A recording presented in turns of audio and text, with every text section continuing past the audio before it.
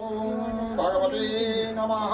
ओम यं ब्रह्मा वरुणेन्द्र रुद्रमरुतास्तवन्ति देव्यस्तवर वेदे साङ्गपदक्रमोपनिषदिर्गायन्ति यं सामगा ध्यानावस्थित तद्गतेन मनसा पश्यन्ति यं योगिनो यस्यान्तं न विदो सुरासुरगणा देवाय तस्मै नमः। देवाय तस्मै नमः। शान्ताकारं भुजगशयनं पद्मनाभं सुरेशं विश्वाधारं गगनसदृशं मेघवर्णं शुभांगं लक्ष्मीकान्तं कमलनयनं योगविद्यानिगम्यं वन्दे विष्णुभयवरं सर्वलोकैकनाथनं सर्वलोकैकनाथनं सर्वलोकैकनाथनं। ओम नमो भगवते वासुदेवाय। ओम नमो भगवते वासुदेवाय। ओम नमो भगवते वासुदेवाय। ओम नमो भगवते वासुदेवाय। भगवते नमः। इष्टदेवताभ्यो नमः। कुलदेवताभ्यो नमः। ग्राम देवताभ्यो नमः। पितृदेवताभ्यो नमो नमः। बोलो सत्यनारायण भगवान की जय। भगवते नमः। नाना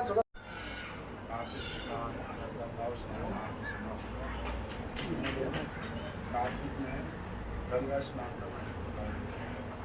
गंगा जी में स्नान करने से या किसी तालाब में किसी पोखर में स्नान इससे हमारे भी एक पौराणिक करनी है। अच्छा। गणेश जी तो गर्भ से पैदा हुए नहीं, उससे पहले जो कार्तिक उनके बड़े भाई थे वो भी गर्भ से पैदा नहीं हुए थे। तो उनका भी जो मतलब एक मिलन हुआ था, ये कहानी आती है कामदेव से उत्पन्न होती है। जब पार्वती और शिव जी का वर्णन आता है, वहाँ कामदेव को भस्म कर देते हैं। फिर रति का प्रसंग आता है। रति फिर क्रोधित हो जाती है कि आपने ऐसे क्यों किया। शिव जी को बोला कि आपने मतलब कामदेव जब आपके पास आए थे तो आपने उनको भस्म क्यों किया, तो आप जन्म भर आप गर्भवती नहीं हो सकती। किसको? पार्वती को। मतलब आपका पुत्र उत्पन्न होगा। और तब उनका मतलब ऐसे ही भारी तेज से इन दोनों के शिव जी और पार्वती से कार्तिकेय उत्पन्न होते हैं। गर्भ से नहीं पैदा होता है, तेज से।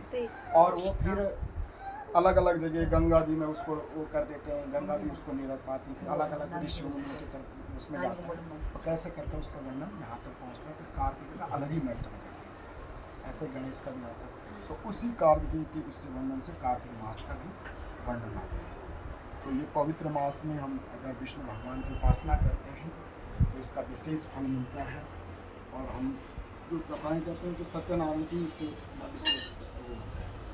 विष्णु भगवान की तो बताते हैं अकाल मृत्यु हरणम सर्व व्याधि विनाशनम विष्णुपादोदकम पुनर्जन्म।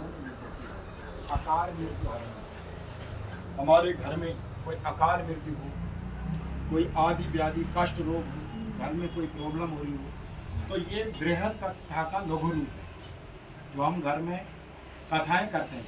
एक सप्ताह में जो कथा होती है पूरे कृष्ण भगवान का, विष्णु का, शिव जी का सभी वर्णन आता है, उसमें देवी का वर्णन आता है। उसका एक सूक्ष्म रूप हमारा सत्यनारायण भगवान। तो हमारे घर में किसी प्रकार की कोई कष्ट न रहे, इसलिए हम भगवान विष्णु की उपासना करते हैं, कथा करते हैं। और विष्णु पादोदकम पिता पुनर्जन्मम न विद्यते। इसमें जो चरणामृत होता है, अभी हमने विष्णु भगवान का अभिषेक किया, उसको चरणामृत में मिलाया, उसको पी करके उसको थोड़ा सा आचमन करके बोलते हैं पुनर्जन्मम न विद्यते। ये हमारा जो आवागमन रहता है, हमारा पुनर्जन्मम पुनर्मरणम, फिर हम मरेंगे फिर जन्म लेंगे, तो ये आवागमन नहीं लगेगा। फिर हमारी एक बार मुक्ति हो जाएगी, फिर हमें बार बार जन्म नहीं लेना पड़ेगा, यातना नहीं सहनी पड़ेगी। इसलिए हम इस कथा का श्रवण करके भी इसका हम आगे पारायण करते हैं कि क्या कथा होती है। प्रारंभ कि व्यास उवाच एक दानेन सारण्या ऋषिका सौनकादया प्रपंचमुनयः सर्वे श्रुतं पौराणिकम्। एक बार की कहानी है कि 88,000 ऋषि मुनि किसी नियमित सारण्य स्थान पर बैठे हुए। सनकादि 4 भाई हैं, सनक, सनंदन, सनत कुमार। ये 4 भाई बोलते हैं कि अभी भी जीवित हैं और ये भ्रमण करते रहते हैं।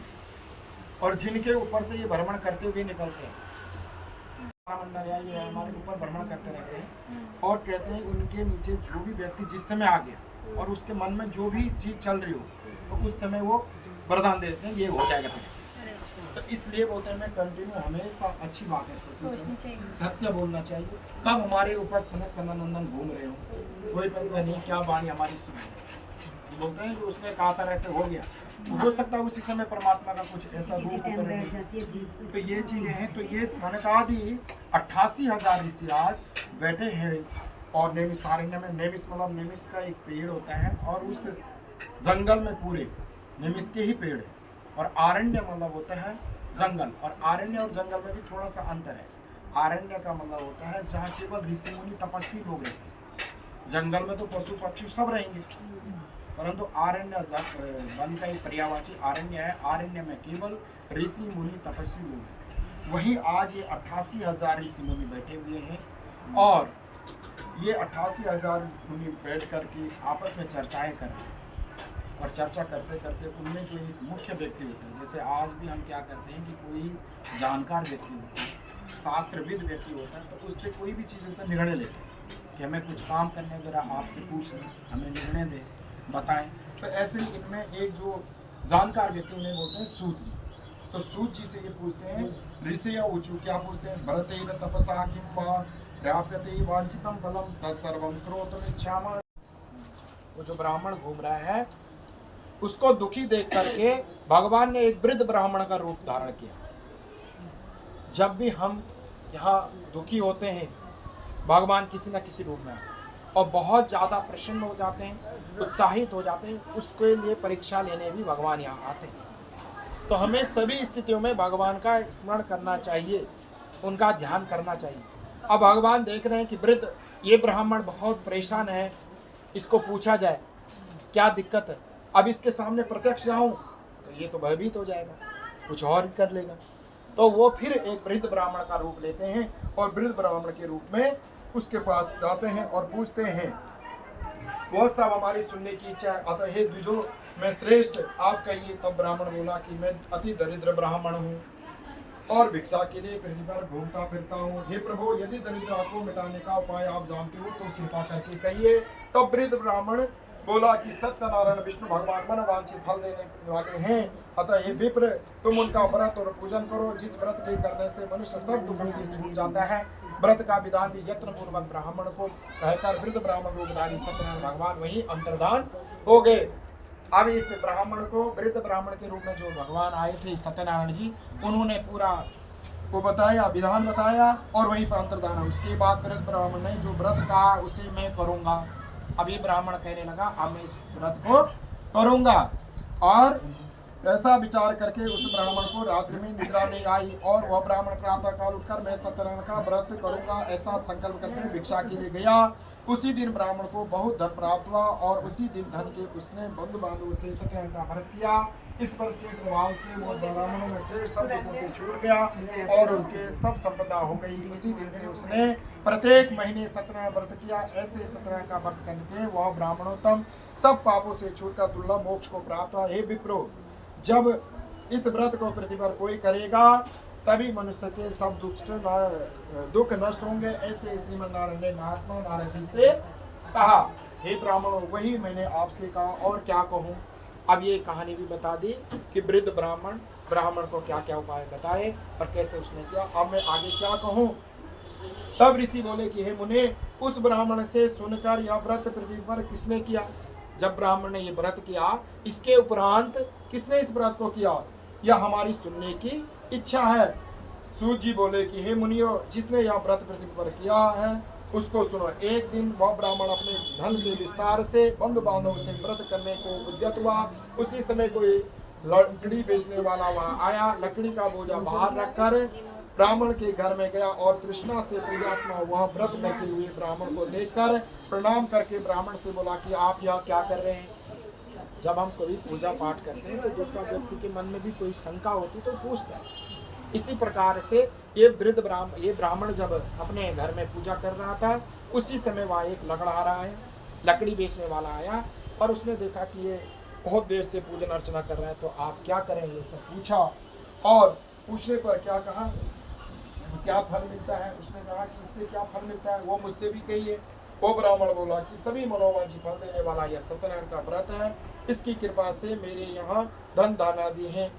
उनसे इस व्रत को जानकर वो लकड़ी बेचने वाला बड़ा प्रसन्न हुआ। प्रसाद पाकर जल पीकर अपने घर को चला गया। सत्यनारायण देव का मन में चिंतन करके गांव में लकड़ी बेचने से जो धन मिलेगा उसी से सत्यनारायण का यह उत्तम व्रत करूंगा। ऐसे ही मन में विचार करके लकड़ी का बोझा सिर पर रखकर जहाँ धनी लोग रहते थे ऐसे सुंदर नगर में गया। उस दिन लकड़ी बेचने से दुगना मूल्य उसे प्राप्त हुआ और उसके बाद प्रसन्न हृदय वो सुंदर पके हुए केले के फल, शक्कर, घी, दूध, गेहूं का आटा, इन सबको समाज से इकट्ठा करके अपने घर चला आया। बाद में भाई बंधुओं को बुलाकर बड़ी विधि विधान से व्रत किया। इस व्रत के प्रभाव से धन पुत्र वाला हो गया। इस लोक में सुख होगा, अंत में सत्यनारायण के लोक को प्राप्त हुआ। बोलो सत्यनारायण भगवान की जय। श्रीमन्नारायण नारायण नारायण श्रीमन्नारायण नारायण नारायण लक्ष्मी नारायण नारायण नारायण श्रीमन्नारायण नारायण नारायण भगवन्नारायण नारायण नारायण श्रीमन्नारायण नारायण नारायण भगवन्नारायण नारायण नारायण लक्ष्मी नारायण नारायण नारायण श्रीमन्नारायण नारायण नारायण भगवन्नारायण नारायण नारायण लक्ष्मी नारायण नारायण नारायण लक्ष्मी नारायण भगवान की जय। और मुकुट पीताम्बर सोए गले भजंती माला। मोर मुकुट पीताम्बर सोए गले भजंती माला। कोई कहे देवकी नंदन, कोई कहे नंद लाला। श्रीमन्नारायण नारायण नारायण भगवन्नारायण नारायण नारायण नारायण नारायण नारायण ओम भगवते वासुदेवाय। ओम नमो भगवते वासुदेवाय। ओम नमो भगवते वासुदेवाय। ओम नमो भगवते वासुदेवाय।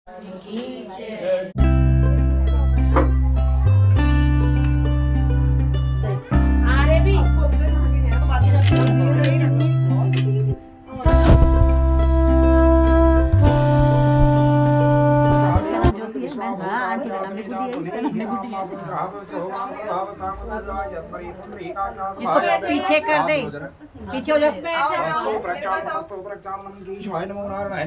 कभी गिलास जूठा ना डाल दे इसमें।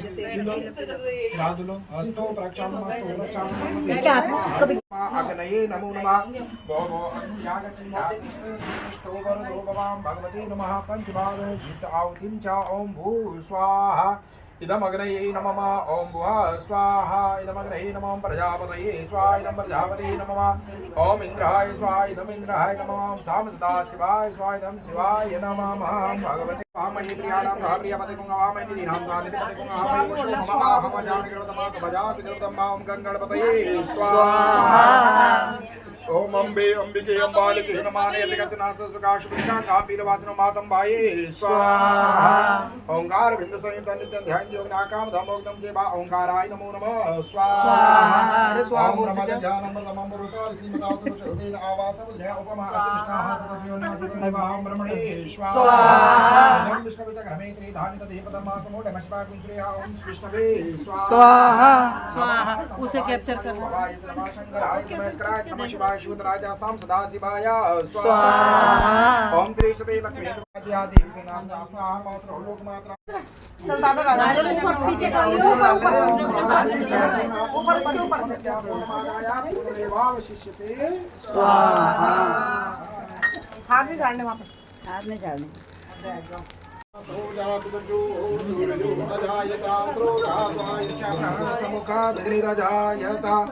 ओम भगवते नमः।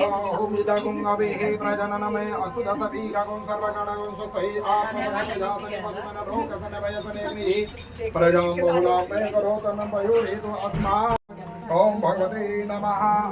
ओम भगवते नमः। ओम ज्वालामालिनी नमः।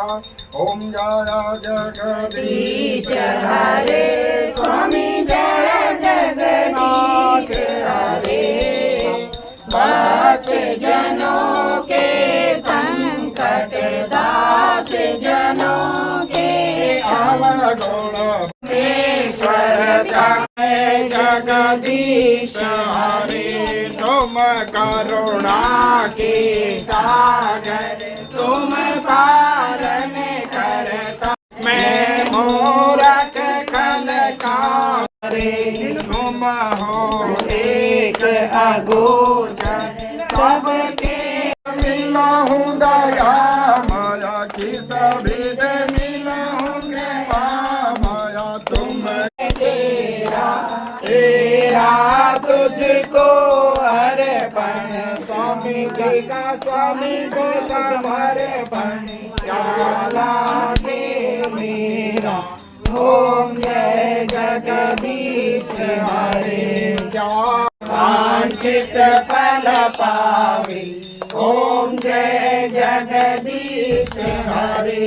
ओम जय जगदीश हरे भक्त जनों के संकट हरे हरे। हरे कृष्णा कृष्णा कृष्णा हरे हरे हरे कृष्णा कृष्णा कृष्णा हरे हरे हरे राम राम राम हरे हरे हरे कृष्णा कृष्णा महालक्ष्मी च विद्महे